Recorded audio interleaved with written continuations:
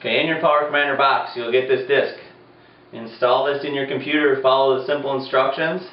After that is installed, you'll have an icon like this little guy here. To open up the Power Commander program, just double click that. And then this is called the Power Commander control panel.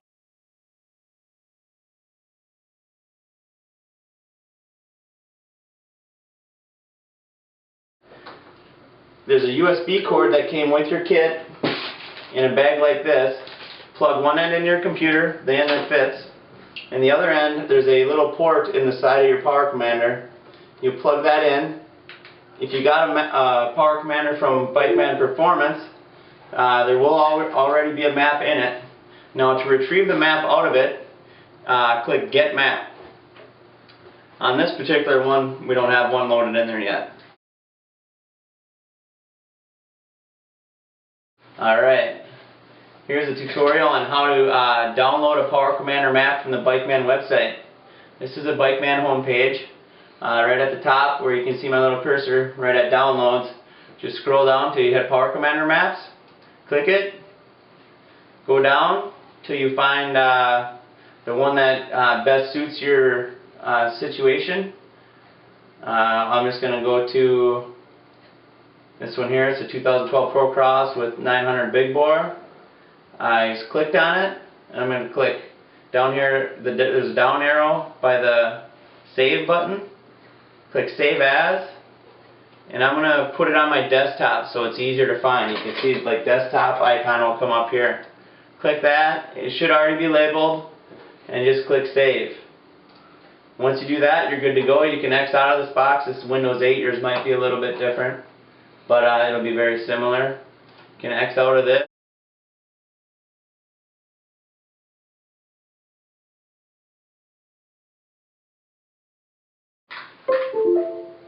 So before we make any changes, we should always save the map, or get the map that's in it.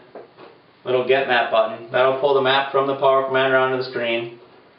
We'll save it. We can name it Power 1 or whatever you want to name it, just so you know what you originally started with. That way you can always go back to it. And every time you make a change, you should save a new file.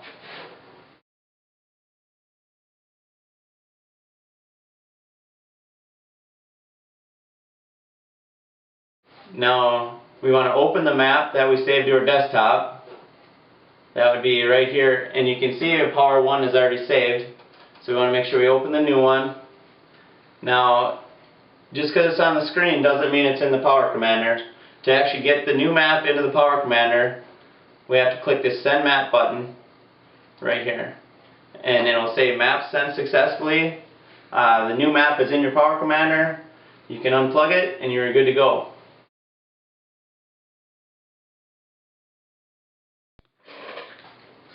Okay, say you got a Power Commander on your sled and you want to make a small change to it.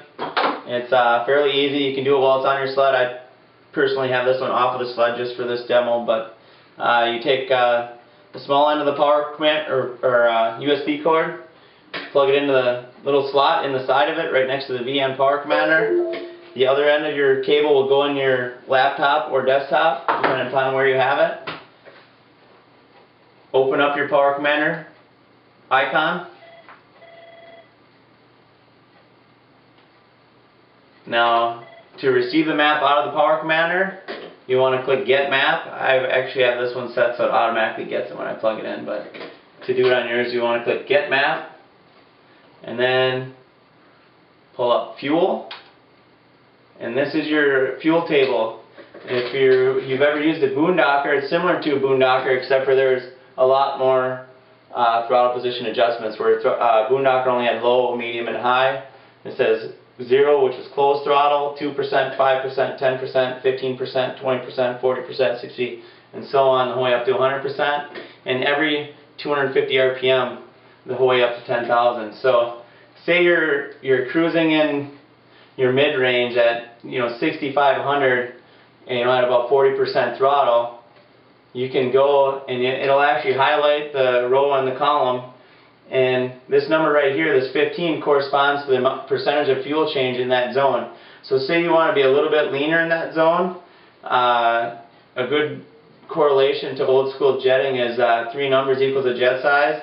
If you want to go less than that, you can go 1 number at a time if you're really fine tuning, or you know, if you think you need a more drastic change, you could go 3 numbers. So I could turn this 15 to a 12, or only in that zone, and that's the only spot it'll change. If you want to do a bigger block, you can massage all the numbers around it too.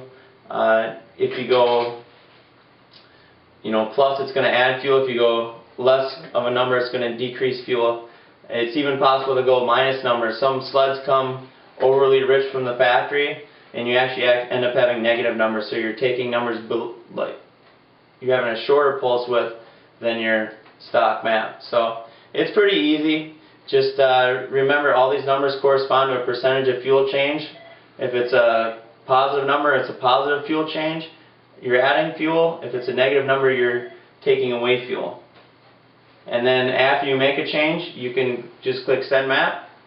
Boom, now that's in there. It'll say Map sent successfully, and you've made a change for that block. If you have an idle condition, you're going to be more up in this area. If you're wide open, you're going to be more towards this side here. And if you're kind of cruising, you'll be more in the center of it. Now, it's a good note to know that the majority of the blocks that you use run from the top left down to the bottom right. It's very rare that you hit these situations over here, because when would you be at 8250 on a closed throttle? Only if you quick let off of it. So most of your adjustments will be in a diagonal form from this way to that way if you are making adjustments.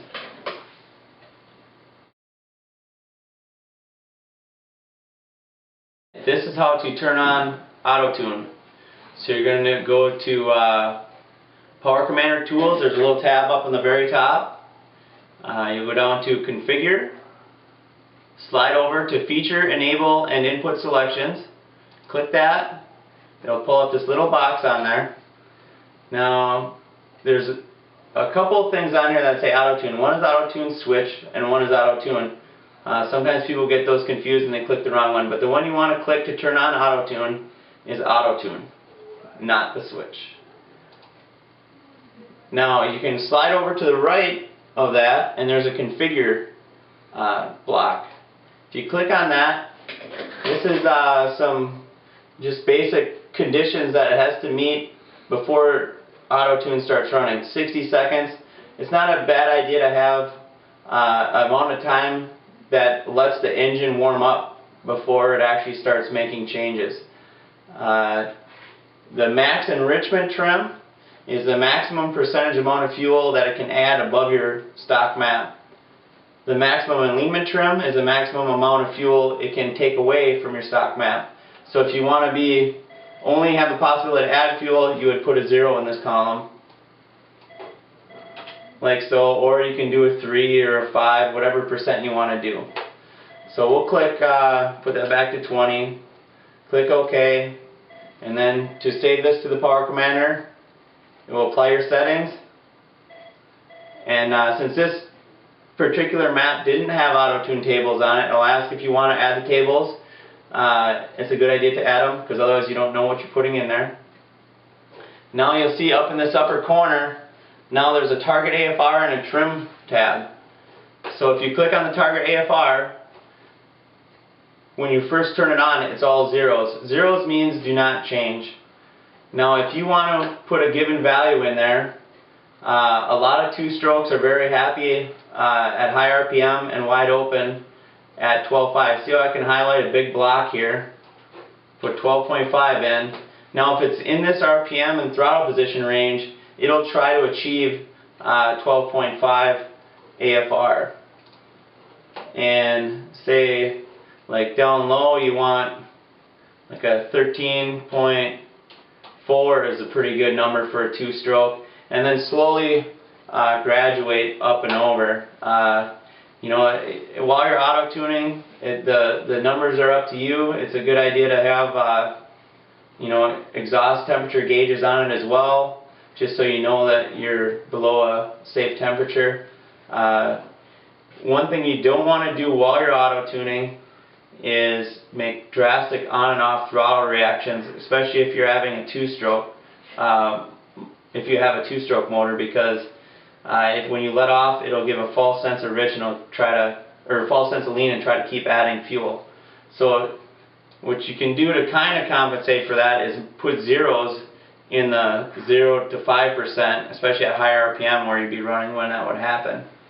But that's how you make changes, and it's pretty easy. You can do one block at a time. You can do multiple blocks at a time. And to put this table in to your power commander, all you have to do is click Send Map, and that's in there. I can show you a typical auto-tune map, how I have it set up.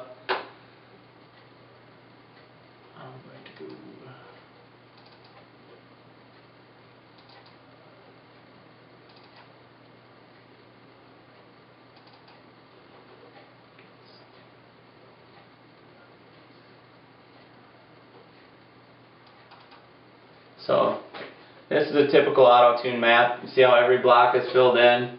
On this particular model, it likes 12.6 at full throttle. 12.5 is a more safer number, but I know on this model it can run it because it's a small bore.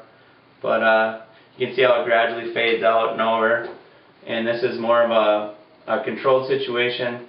Since I have numbers over here, you wouldn't want to make fast throttle movements. But that's how to do it, and that's pretty much overview of it.